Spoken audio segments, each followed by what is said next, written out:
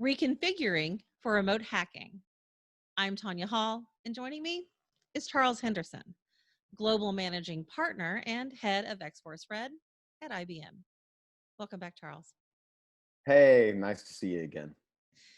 Remind us what you do at IBM's XForce Red. So I run XForce Red globally, and we're a team of hackers. In fact, our mission statement is hacking anything to secure everything. So if you think about all the things that you use, whether they be websites, all the way down to planes, trains, automobiles, we get to them and attack them hopefully, I should say, get to them and attack them before criminals have a chance to. And the idea is that we will uncover the vulnerabilities, allow our clients to fix them, and make the world a more secure place. And that's really important because, you know, our clients often will hire us to test electronic items before they're released to the market, or test a website that contains critical client information. And all of that stuff will be tested eventually. The question is it tested by a firm like ours who provides the results to the owner of the whatever the target is, or is it tested by a criminal who then harvests information using the vulnerability? You and your team just built a new security lab, and then the pandemic hit. Tell us about the fire drill that you had to go through to continue your lab and activity remotely.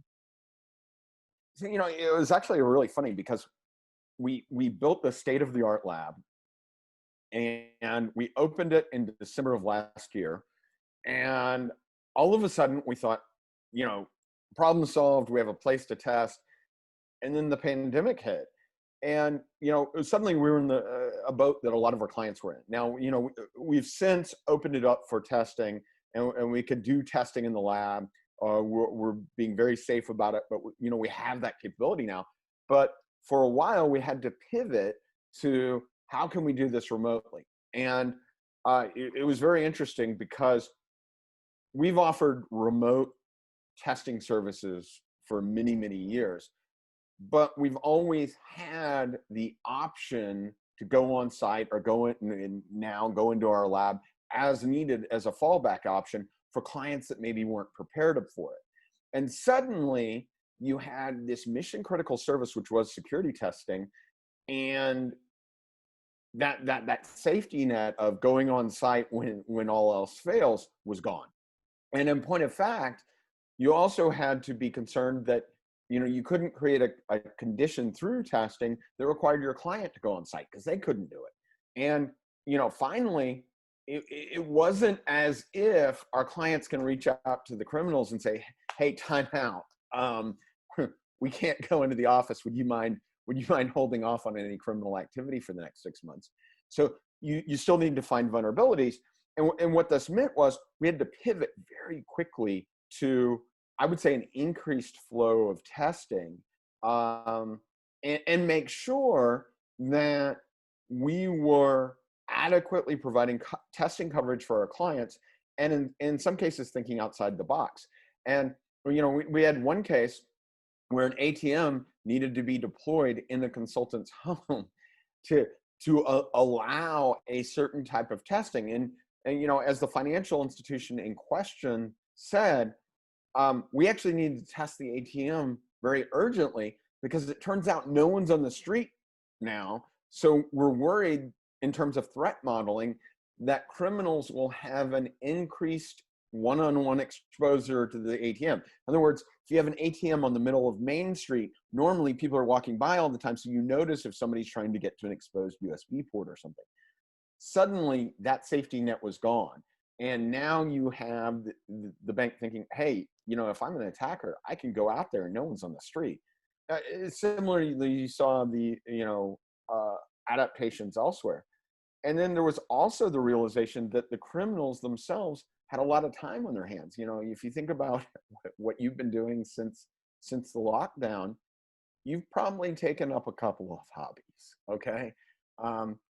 Hopefully healthy hobbies, but you're probably doing a lot of stuff that you weren't doing before. Well, the criminals sort of had that free time open up, and, you know, the fear is, hey, what don't I know about my security from the perspective of our clients. What about adversary detection? How are you doing this?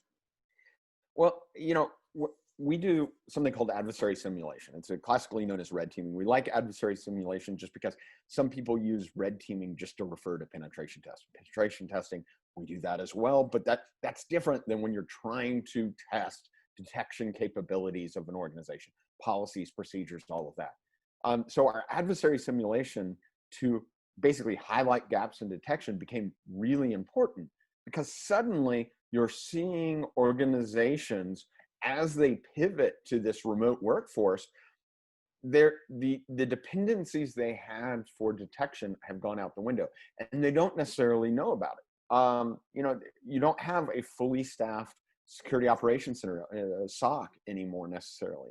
You don't have a lot of the critical path detection capabilities that you did. And what's more, you have people operating from home on God knows what equipment, using God knows what connectivity technology. Hopefully they're using your corporate VPN, but in the early stages of COVID, even that wasn't necessarily a given. VPNs got maxed out. They were maybe provisioned in the first place to handle 25% of a firm working remotely. And suddenly with close to 100%, if not 100% of that firm working remotely, they weren't able to handle the load. So you had users coming up with their own methods for remote work. And you hire people into your organization because they're imaginative, they're creative, and they come up with great ideas. But it turns out if you leave those users unable to work from home and they're forced to work from home, they'll find a creative way to work from home. And you as a security administrator are going to be sad because as creative as they are, they're not security experts, and they don't even put it on the resume. Okay. And it becomes incumbent on us to look and say, hey, how do we give them a secure way to work from home? But also, how do we, now that we've pivoted to this work from home dynamic, how do we detect the same things that we used to be able to more easily detect when they were sitting in the office? Are there any long-term changes you think you'll make based on this experience? It used to be that when a organization came to us and said, we want to do an app testing program and we need you on site, we would just say, you don't push back on that, because you say, we'll do the client request. And you always say, well, what happens if there's some sort of world pandemic and we can't come into your office? And the client would always say, well, if we have a world pandemic, application testing isn't going to be at the top of our list. Well, we had a world pandemic, and it turns out that application testing is still a thing, as is buying toilet paper, steaks, and whatever else you need to do. Life goes on. And there was always this assumption, and blaming Hollywood, there's this assumption that life was going to change drastically, and that we were all going to be, some sort of post-apocalyptic society. And it turns out that a lot of the same stuff really matters. And we hadn't been, I think, pushing back as aggressively on these clients, saying, hey, look, I understand you want your tester to be on site, but testing can be done remotely just as effectively, if not more effectively, than it can be done on site. And we should look at that as a driving factor, so that you have resilience should there be some kind of situation like this. And I think that we are better preparing our clients as a result of this, and having it be a recent worldwide phenomenon. I mean, it's not a good situation by any means, but it certainly brought attention to the fact that we need to be prepared for this kind of eventuality again.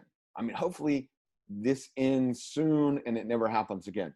But I think everyone's aware that not only might it not end soon, but it may happen again, and we need to be resilient to that prospect.